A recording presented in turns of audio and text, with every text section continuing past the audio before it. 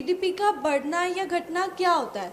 GDP जब बढ़ती है और घटती है तो उसके मायने क्या होते हैं हमारे लिए? जीडीपी का मतलब क्या है? देखिए, एक किसान जो है जब अपनी फसल का उत्पादन करता है तो हम कहते हैं कि उसका जो उत्पादन है वो फसल है।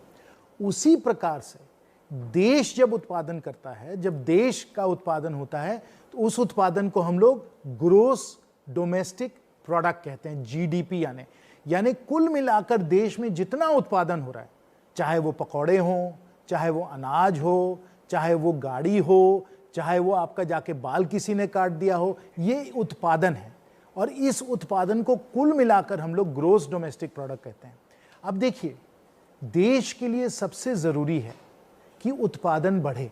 अगर उत्पादन बढ़ेगा तो आप लोगों को कमाई ज़्यादा मिलेगी, आप लोगों को रोज़गार दिखेगा। तो उत्पादन बढ़ाना देश के लिए सबसे महत्वपूर्ण, आर्थिक नज़रिए से अगर देखें, सबसे महत्वपूर्ण प्राथमिकता है कि उत्पादन को हम लोग बढ़ाएं। इसलिए आप जब अखबार में पढ़ते हैं, टीवी में जब चर्चा होती है तो हरदम यही बात होती है कि जीडीपी यानी उत्पादन की वृद्धि हुई है, यानी बढ़ा है या घटा है। इसलिए जीडीपी को समझना, उत्पादन को समझना बहुत ही जरूरी है।